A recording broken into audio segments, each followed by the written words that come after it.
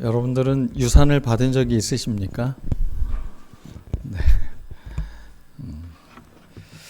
유산 받을 때 참 좋지요. 네.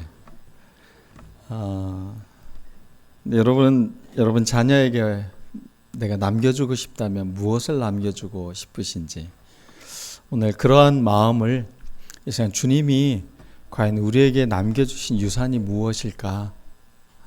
그것을 우리가 시리즈로 이렇게 쭉 그 말씀을 듣는 것도 우리에게 굉장히 좋지 않을까, 이런 생각이 들었습니다. 그리고 사실은 저도 이 말씀을 준비하면서 이런 마음이 들었습니다. 과연 내가 우리 자녀들에게 남겨줄 유산이 있다면 무엇일까? 분명 돈은 없고 빚을 남겨주면 안 될 테지만 꼭 이것만큼은 내가 꼭 남겨주었으면 좋겠다라는 예수님의 가르침을 꼭 자녀들에게 남겨주면 좋겠다라는 마음으로 이 말씀을 또 준비하게 되었습니다.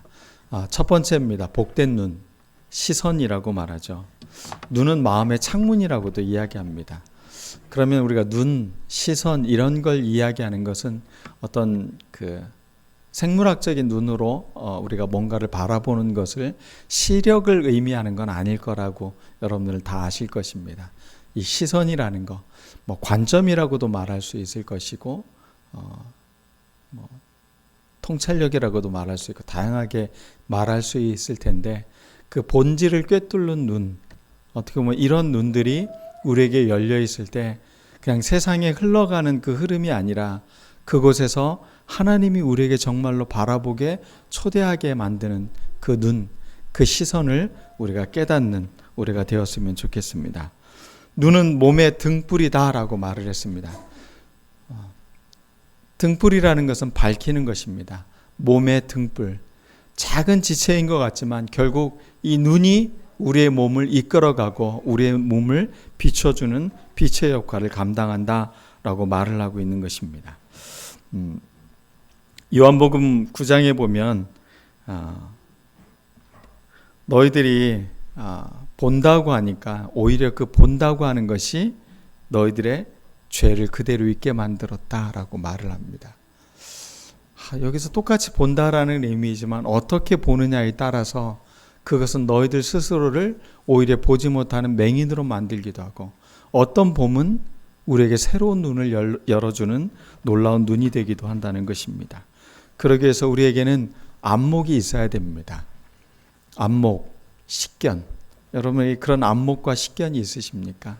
어떤 것을 바라볼 때 안목이 있는 사람들은 그것이 갖고 있는 아름다움, 그 전체 속에서 그 하나가 갖고 있는 그 조화로움을 발견하는 눈들이 있는 사람을 안목이 있다고 표현을 합니다. 근데 이런 안목은 가지면 안 됩니다. 사람들이 그 생각하는 그 잘못된 안목도 있죠.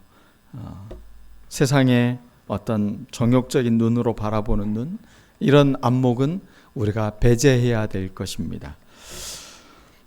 창세기의 원 역사를 보면 뱀이 하와를 유혹하는 장면이 창세기 3장에 나옵니다. 하나님이 세상을 지으신 그 세상은 하나님이 굉장히 감탄하셨던 세상이었습니다. 하나님 참 좋았다, 좋았다라고 계속 그 창조한 것들이 만들어진 것을 보고 좋았다, 좋았다라고 표현하십니다. 그 토브라는 말은 좋다라는 말도 있지만 선하다라고도 표현할 수 있고 감탄의 의미도 있습니다. 참 좋다, 이렇게 감탄하는 것이죠. 하나님께서는 이 세상의 모든 만물을 지으시고 참 좋다라고 말씀하고 계십니다. 그런데 3장에서 뱀이 하와를 유혹하는 장면이 나옵니다. 그때 뱀이 하와를 유혹하는 것이 너희가 그것을 먹는 날에는 너희 눈이 밝아진다라고 말하고 있습니다. 오늘 우리가 눈에 대한 이야기를 하고 있는데 사단이 우리를 유혹할 때 뭐에 대해서 유혹하고 있냐면 너희 눈이 밝아진다는 겁니다. 네가 지금까지 보지 못한 것을 보게 될 거라는 이야기를 해주고 있다는 겁니다. 그게 최초의 유혹입니다. 보는 게 유혹입니다. 너희가 하나님과 같이 되어 선악을 알 줄을 하나님이 아심이라. 뱀의 이 말은 하와의 마음을 움직였습니다. 그리고 그가 바라보는 눈이 바뀌기 시작을 합니다. 여자가 그 나무를 본즉 먹음직도 하고 보암직도 하고 지혜롭게 할 만큼 탐스럽기도 한 나무인지라. 전에는 이 나무가 전혀 그런 나무가 아니었어요. 그냥 지나칠 수 있는 나무였어요. 그게 아무런 자기에게 시선을 끄는 나무가 아니었습니다. 그러나 뱀이 이 말을 건네자마자 그의 눈에는 이 나무가 전혀 새로운 나무로 보이기 시작하는 겁니다. 굉장히 먹음직스러웠습니다. 보암직했습니다. 지혜롭게 할 만큼 탐스럽기도 했습니다. 이 공동번역 성경에 보면 이렇게 번역을 했더라고요. 먹음직하고 보기에 탐스럽다라고 표현했어요. 탐심이 그 안에 이제 생기기 시작을 한 거죠. 그리고 사람을 영리하게 해줄 것 같았다. 여러분, 마음에 이런 마음이 들면 이제는 어떻게 되겠습니까? 몸이 움직이기 시작을 합니다. 하와는 자연스럽게 그 선악과의 열매를 따먹게 됩니다. 그리고 그들이 선악과를 먹은 결과는 무엇입니까? 그들의 눈이 밝아졌습니다. 사단이 말한 대로 그들의 눈이 밝아졌습니다. 거짓말이 아니었습니다. 사실이었습니다. 그런데 그 밝아진 눈으로 보이는 것은 새로운 것이었습니다. 자기들이 벌거벗었음이 보이기 시작을 합니다. 수치스러웠습니다.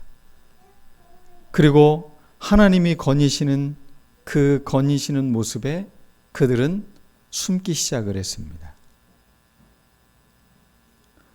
부끄러움, 수치감, 죄책감, 이런 것들이 인간의 마음에 들어오면 사람들은 하나님을 피하게 되어져 있습니다. 여러분들은 어떻습니까? 관계가 불편하면 여러분들도 회피하십니까? 예, 하와의 후손이라 그렇습니다. 네, 우리가 관계에서 불편한 게 있을 때 그 관계를 직면하는 건 굉장히 큰 용기입니다. 하나님의 사람들은 적어도 이 믿음이 있어야 되는 거죠. 뱀이 알려준 그 선악과의 열매를 따먹은 존재로 우리가 살아가지 않는 거. 단지 사람을 피하고 하나님을 피하고 내가 숨어있기만 하면 돼 라고 생각하는 눈이 아니라는 겁니다.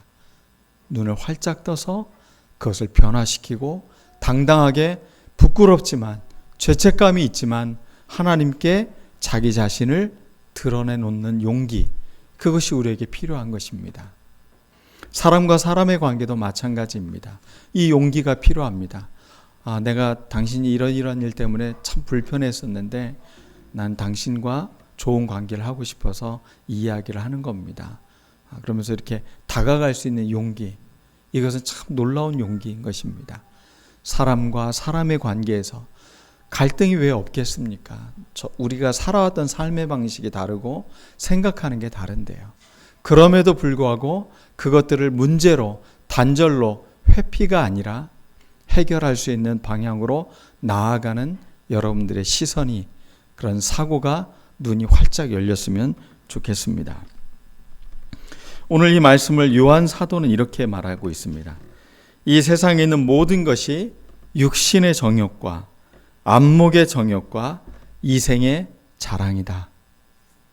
결국은 사람들이 갖고 있는 이 세상적인 것은 다 육신의 정욕과 안목의 정욕과 이생의 자랑이다 라고 말하고 있습니다. 요즘 뉴스를 보면 정말 답답해요. 이란과 이스라엘이 전쟁을 벌이고 있어요. 얼마나 많은 사람들이 죽고 있습니까?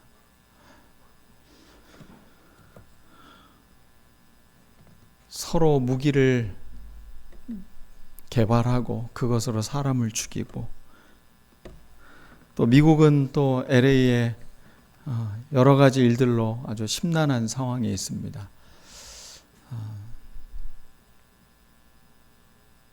인간이 갖고 있는 정욕, 자기 민족 우선주의, 그래서 보편적 인간에 대한 가치나 이런 것들은 사라지고 우리에게 이득이 돼야 된다. 우리나라가 살아야 그건 의미가 있는 것이다. 그래서 어려운 나라, 조금이나마 보편적 가치를 갖고 사람들을 생각했던 마음들이 아니라 힘의 논리가, 어떤 더 많은 돈을 벌 수 있는 논리가 세상을 지금 온통 뒤덮고 있는 게 우리의 현실이 아닌가 싶습니다. 이 답답한 마음으로 우리가 좀 이런 세상이 아니라 좀 새로운 세상을 살라고 주님께서는 우리에게 이런 시선을 주셨는데, 여전히 예수 믿는 지도자가 나와도 세상은 바뀌지 않는 것, 그것은 바로 이 우리가 눈을 교정하지 않았기 때문에 그런 게 아닌가라는 생각이 듭니다. 우리의 눈을 다시 한번 육신의 정욕과 안목의 정욕과 이생의 자랑이 아니라 주님의 눈으로 우리의 눈이 회복되어졌으면 좋겠습니다.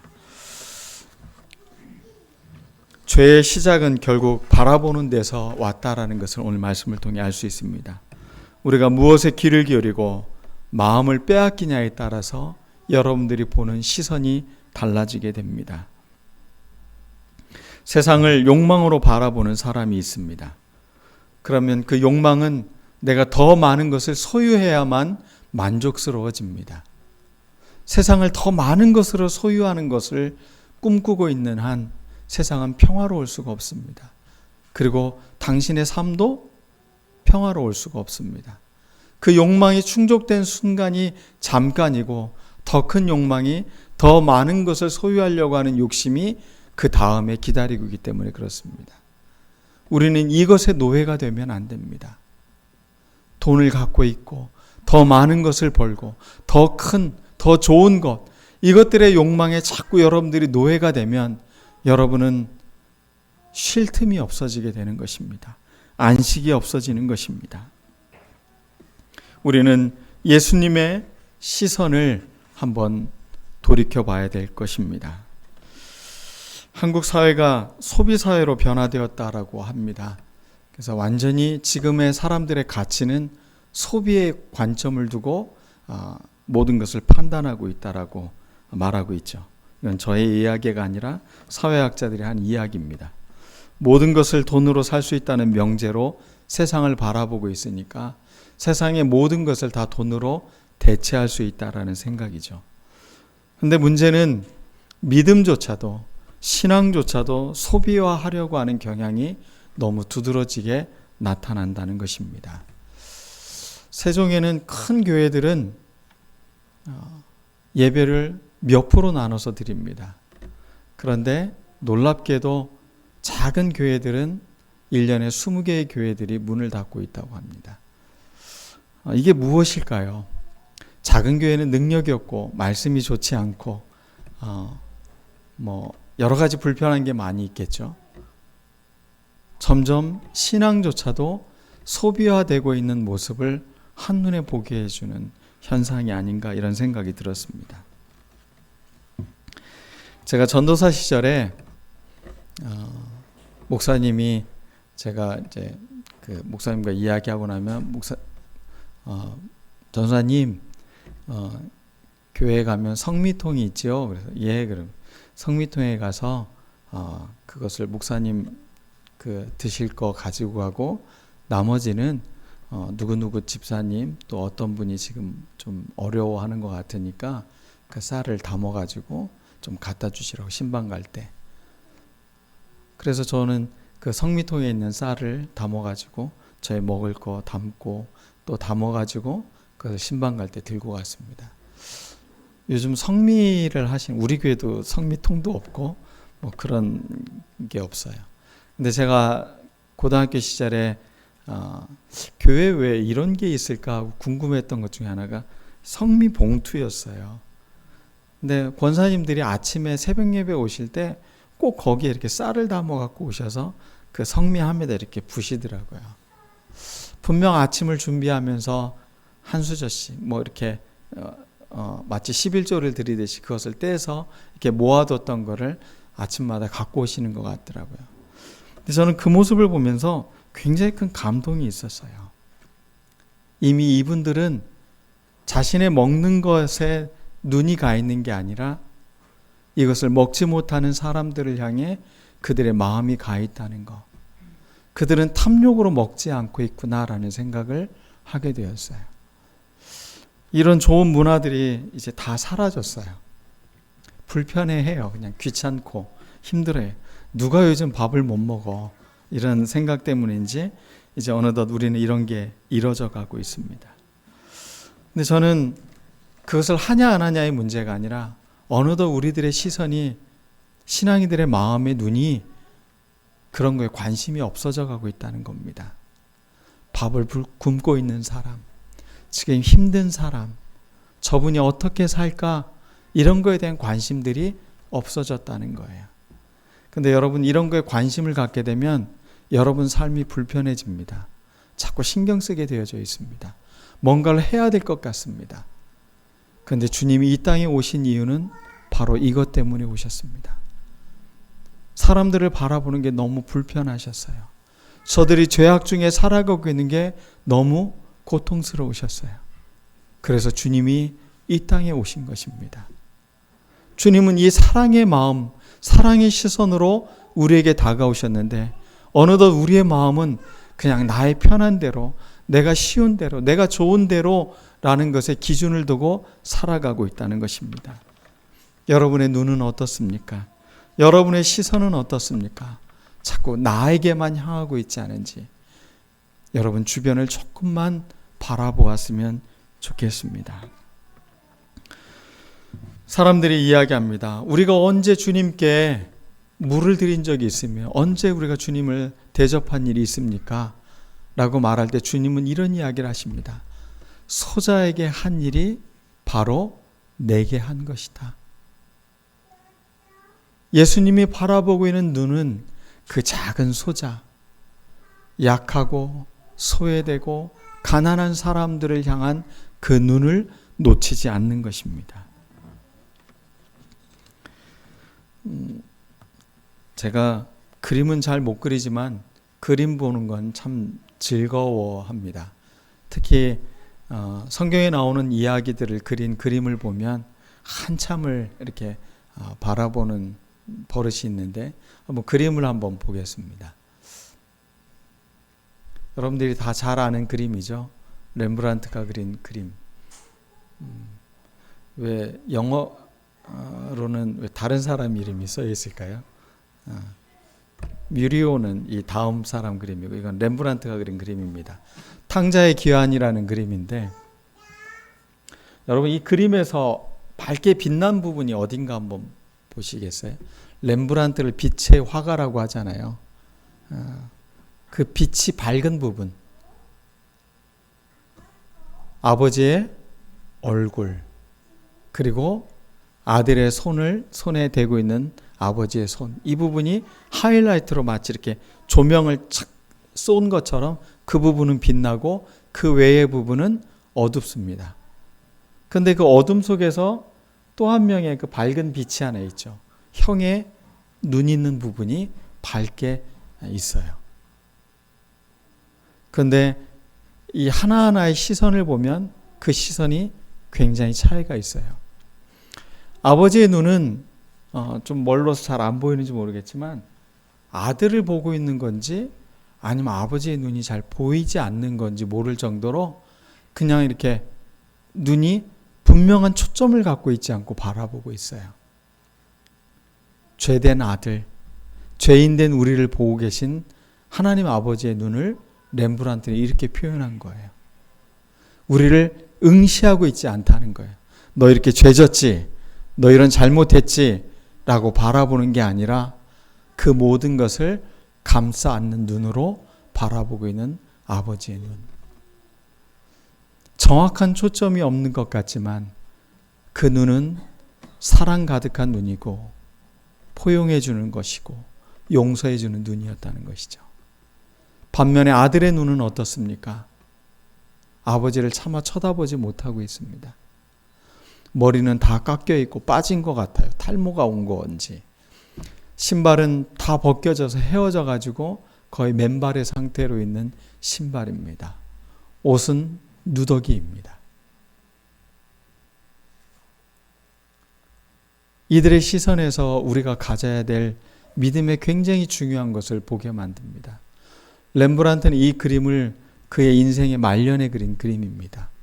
어찌 보면 자기 삶에 대한 고백이기도 했을 것 같아요. 신앙적 고백. 왜 이 그림에 그렇게 많은 공을 들이면서 그림을 그렸을까? 그건 단지 이 이야기가 성경 속의 이야기가 아니라 자기의 이야기라는 투사가 되었기에 이 그림에 그렇게 열심을 냈는지도 모르겠습니다. 이 아버지와 아들의 눈과는 다르게 아들의 눈을 한번 보시기 바랍니다. 아들은 똑같이 아버지와 같이 붉은색 망토를 두르고 있습니다. 권위와 어떤 그런 것의 상징적 표현이죠. 그리고 지팡이를 부여잡은 손은 동생과는 완전히 거리를 두고 손을 내밀지 않겠다는 어떤 각오처럼 보입니다. 그리고 그의 눈은 선명하게 자기 동생을 응시하고 있습니다. 저 눈은 정죄의 눈이고 판단의 눈이고 그 동생의 잘못을 용서할 수 없다라는 눈일 것입니다. 여러분의 눈은 어떤 시선을 갖고 삶을 살아가고 있습니까? 아버지의 눈으로 바라보고 계십니까? 아니면 형의 눈으로 사람들을 바라보고 계십니까? 자꾸 사람들을 저 형의 눈으로 바라보면 가장 불편한 대상은 자기 자신입니다. 우리가 이 사랑의 눈을 회복하지 않으면 우리의 눈은 점점 판단하고 사람들을 부정하게 되어져 있고 사람들과 거리를 두는 눈이 된다는 것입니다. 그 다음엔 스페인 화가인 뮤리오가 그린 그림인데 하나 또 보여주시겠어요? 똑같은 탕자의 귀환을 그린 그림입니다. 근데 이 그림은 좀 독특하고 재미있는 그림이에요. 여러분 한번 사람들의 눈을 한번 보시기 바랍니다. 눈이 마주치고 있는 장면들을 시선을 이렇게 가운데 있는 아버지와 아들의 눈은 서로 어떻게 하고 있습니까? 서로를 마주보고 있어요. 강아지는 아들을 바라보고 있어요.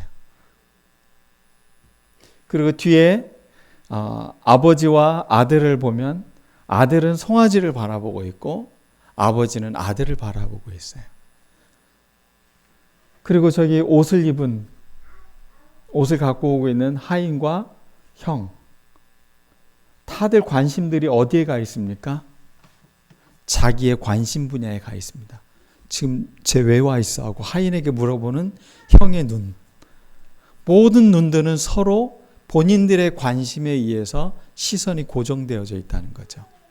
욕망이 결국은 시선을 만들어내고 있다는 거죠.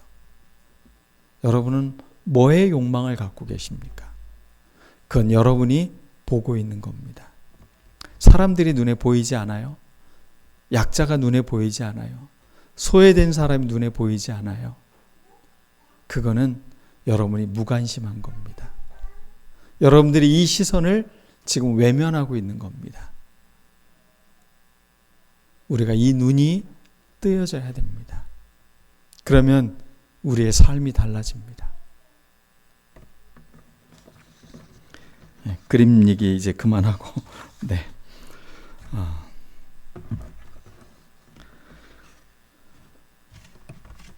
성경에 그 본다라는 눈 뭐 이런 거에 관련된 단어들을 좀 제가 찾아봤습니다. 히브리어에 아인이라는 단어가 눈이라는 단어인데 이 아인이라는 단어가 히브리 알파벳에도 있습니다.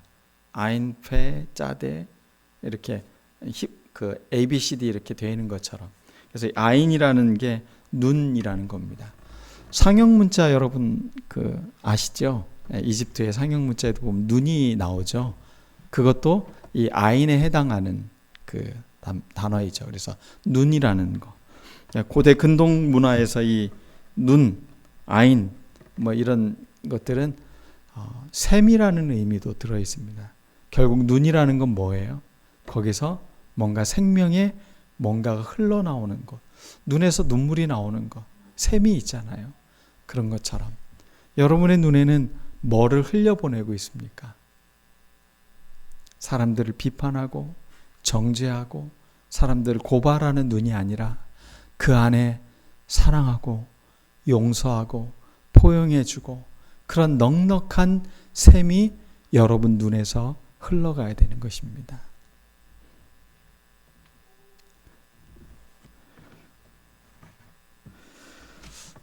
노아는 여호와의 눈에 은혜를 입었더라, 이런 표현들이 있어요. 그때 쓰인 단어가 아인이라는 단어예요. 하나님의 눈에 봤을 때 노아는 너무 좋은 존재라는 거예요.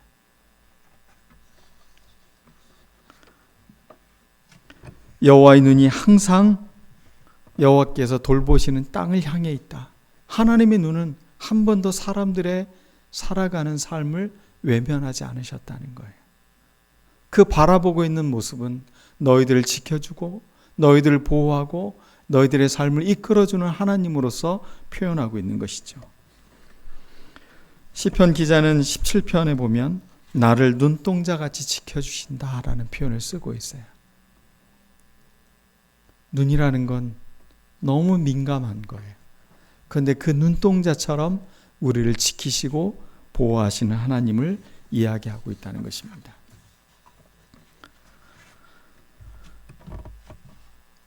헬라어 단어도 살펴봤습니다. 옵살모스라는 단어인데 눈이라는 단어가 이 영어 옵티컬 할 때 그 옵이라는 단어가 다 여기에서 나온 단어죠. 그리스에서 나온 단어. 그러니까 결국은 본다라는 건 우리가 어떤 것을 갖고 있는 사물의 본질을 자꾸 보려고 하는 것을 말하고 있어요. 많은 그 문맥상으로 보면 그 본다는 건 그냥 시력이 좋고 안 좋고의 문제가 아니라는 거예요. 거기에는 마음이 깃들어져 있고 거기에는 세상을 어떻게 바라보는지 그 중심이 표현되는 것이 눈임을 알 수가 있는 것입니다. 그래서 그런지 사무엘상에서는 여호와께서 사람처럼 보지 아니하나니 사람은 외모를 보거니와 여호와는 중심을 보느니라. 하나님의 눈은 그 겉모습이 아니라 그것이 갖고 있는 내면의 깊은 것을 바라보는 눈으로 사람들을 바라보신다는 겁니다. 하나님의 눈이 그러합니다. 우리는 그 눈을 자꾸 이식해야 되는 것입니다. 그 눈을 자꾸 바라보기 시작하면 나의 눈도 그리스도의 눈으로 세상을 바라볼 수 있는 눈이 될 수 있는 것입니다. 이런 눈으로 보는 것은 복 있는 눈인 것입니다. 여러분의 눈이 이렇게 복된 눈이 되었으면 좋겠습니다. 이 말은 주님께서 하셨던 말입니다. 제자들이 전도를 하러 갔는데 사람들이 구원을 받고 귀신들이 쫓아나고 하나님 나라의 역사가 일어나는 것을 바라보는 것, 그것을 보고 그런 것을 보는 눈은 복이 있는 눈이다.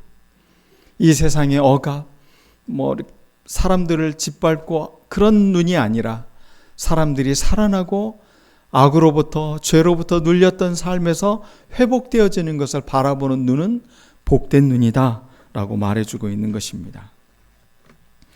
얼마나 눈이 권력지향적이고 욕망 중심적이고 쾌락 중심적인지 모릅니다. 이런 눈을 갖고 우리가 세상을 살아가면 자꾸 수단화하게 되어져 있습니다. 우리가 빨리 눈을 교정해야 됩니다. 라식 수술 받듯이 우리 눈을 다 예수님의 섬세한 눈으로 다시 한번 우리가 바뀌어져야 되는 것입니다. 그러면 예수님의 눈은 어떠해야 됐는지 한번 말씀을 통해서 보도록 하겠습니다. 로마서 12장 1절에 보면 사도 바울이 이런 표현을 쓰고 있어요. 그러므로 형제들아 내가 하나님의 모든 자비하심으로 너희들을 권하노니 너희 몸을 하나님이 기뻐하시는 거룩한 산 제물로 드리라. 이는 너희가 드릴 영적 예배다 라고 말하고 있어요. 하나님의 모든 자비하심이라는 이 단어가 in view of God's mercy라는 단어로 영어로 기록되어져 있어요. 하나님의 긍휼하심의 관점으로 하나님의 은혜를 바라보며 하나님의 자비를 기준 삼아서 다양한 번역이 가능하겠지만 결국은 하나님의 은혜의 눈으로 바라보는 것, 이게 우리가 영적 예배라는 것입니다. 오늘 우리가 예배 잘 드렸는데 당장 이제 주차장을 나가는데 앞사람이 끼어들었어요. 그래서 이 뭐라고 하죠? 도끼 눈을 뜬다고 하나요? 그런 눈으로 바라보는 것은 우리가 굉장히 중요한 것을 잃어버리는 겁니다. 나의 눈이 자비의 눈, 은총의 눈, 사랑의 눈, 그 눈으로 우리가 세상을 바라보는 것입니다. 지금 재난과 전쟁과 어려움 가운데 있는 사람들을 여러분 외면하지 마십시오. 그들을 위해서 내가 뭔가 할 수 없으면 그 자리에서 그 아픈 마음을 갖고 기도할 수 있습니다. 하나님, 그들을 돌봐주십시오. 그들을 살려주십시오. 그들을 이끌어 주십시오. 오늘 말씀에 눈은 몸의 등불이라고 했습니다. 네 눈이 성하면 온몸이 밝을 것이라고 말하고 있습니다. 우리의 눈이 어떤 눈이 돼야 되냐? 주님 우리에게 알려주겠습니다. 청결한 눈이 돼야 되는 것입니다. 깨끗한 눈이 돼야 돼. 맑아야 되는 것이죠. 제가 안경을 알을 교체하러 갔습니다. 그동안도 잘 봐왔던 안경이었지만 안경에 스크래치가 나 있고 이래서 안경을 가려고 안경원에 갔더니 눈을 재더니 시력이 하나도 나빠지지 않았습니다. 그래서 눈 관리를 참 잘하신 것 같습니다. 이러면서 이제분이 그럼 그냥 알 그대로 교체를 하겠다고 그래서 교체를 해줬어요. 그리고 그분이 이제 안경을 해주고서 저에게 눈에 씌워줍니다. 세상이 이렇게 밝았나? 아니, 늘 제가 보는 안경이었음에도 불구하고 알이 바뀌니까 세상이 밝아지는 거예요. 여러분, 세상이 다르게 보입니다. 주님의 시선으로 세상을 바라보면 세상이 달라지는 겁니다. 왜 저 사람은 저러지? 난 저런 사람을 이해할 수가 없어. 이런 눈으로 자꾸 바라보면 내 눈이 점점 어두워져요. 내가 점점 거칠어져요. 내 삶이 자꾸 비판적이 돼요. 그런데 주님의 눈으로 바라보면 그 사람의 아픔이 보여요. 그 사람이 왜 힘들어하는지 보여요. 이해심이 늘어가요. 그리고 사랑할 수 있어요. 우리 모두에게 이 눈이 있어야 됩니다. 여러분, 안경을 닦듯이 여러분의 마음의 눈을 잘 닦아내야 우리가 청결한 눈이 될 수 있습니다. 오늘 말씀에서 내 눈이 성하면 온몸이 밝을 것이다 라고 말한 이 성한 눈이라는 말이 하플로스라는 단어인데 헬라어로는 이게 그냥 단지 그냥 눈이라는 성하다라는 게 아니라 분별력 있는 눈을 말할 때 쓰는 단어입니다. 그러니까 우리가 눈이 성하다는 건 분별력 있는 눈을 갖고 있다는 겁니다. 사물의 본질을 꿰뚫는 눈이 있다는 겁니다. 우리가 삶을 살아가면서 감탄하는 것은 통찰력 있는 눈으로 세상을 해석해낼 때 그걸 바라볼 때 감동이 돼요. 근데 주님은 늘 우리를 바라보실 때 그러한 통찰력 있는 눈으로 우리를 바라보셨어요. 그냥 있는 모습, 겉모습을 갖고서 우리를 판단하거나 우리를 정죄하지 않으셨어요. 그 다음에 우리에게 눈에 꼭 회복되어야 할 눈이 있습니다. 그것은 바로 긍휼의 눈입니다. 연민의 눈, 사랑의 눈이라고도 할 수 있는 거죠. 사람을 바라볼 때 사랑으로 바라보면 다 받아들일 수 있어요. 이해할 수 있어요. 근데 화가 나고 속상하고 이런 게 많으면 다 이해가 안 돼요. 아무리 좋은 의도로 해도 그게 좋게 보이지 않아요. 뭔가 까칠하게 대하게 되고 비판하게 되고 이렇게 되는 거죠. 주님은 모든 기적을 일으킬 때마다 사람들을 바라볼 때 이런 눈을 가지셨어요. 연민의 눈. 그리고 그 마음의 내면의 눈은 어떤 눈이었냐? 이 창자가 끊어지는 듯한 아픔을 느끼셨다고요. 예수님이 바라본 눈은 그냥 바라보는 눈이 아니었어요. 마음 깊숙한 곳에서 사람들을 안타까워하고 아파하고 괴로워하는 마음으로 그들을 사랑의 눈으로 바라보셨다는 거예요. 우리에게 이런 눈을 가질 때 우리의 눈은 새로운 눈이 되는 겁니다. 그게 바로 주님이 우리에게 주시는 유산입니다. 우리가 교회를 다니고 예수님을 나의 주님이라고 고백하고 있어요. 근데 이 눈을 회복하지 않으면 여러분은 유산을 받았는데 그 유산을 사용하지 않는 거예요. 아니, 그 유산이 아무 쓸모없다고 생각하는지도 모르겠어요. 오늘 한국 교회가 자꾸 소비화되는 경향, 여러 가지 어떤 문제들, 이런 게 있을 때 우리에게 진짜 필요한 유산은 무엇일까? 저는 첫 번째가 바로 복된 눈, 이 긍휼의 시선으로 세상을 바라보는 이 시선을 놓치지 않는 것이라 생각합니다. 오늘 말씀을 여러분들이 가슴에 새기고 내 눈에도 주님 이 사랑의 눈으로, 연민의 눈으로, 긍휼의 눈으로 사람들을 바라보고 세상을 바라보는 그런 눈이 되게 해달라고. 그래서 내 눈은 예수님의 눈입니다. 이 고백이 우리 모두에게 흘러나왔으면 좋겠습니다. 다 같이 기도하겠습니다.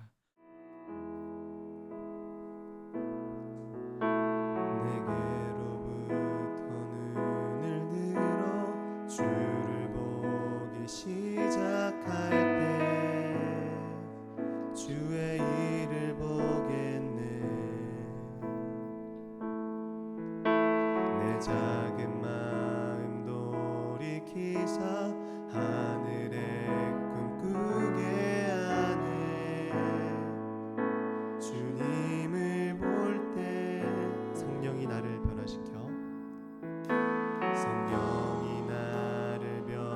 시켜 모든 두려움 사라질 때 주의 일을 보겠네. 광대한 땅 한가운데서 주님 마음 알게 되리.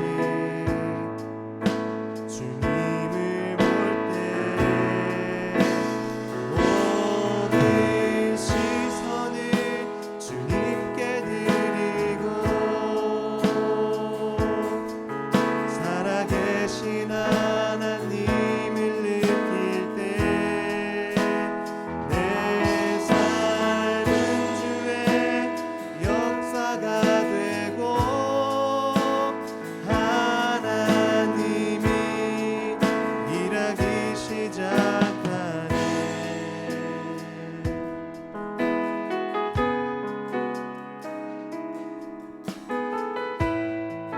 이 시간 다시 한번 고백합니다. 내게로부터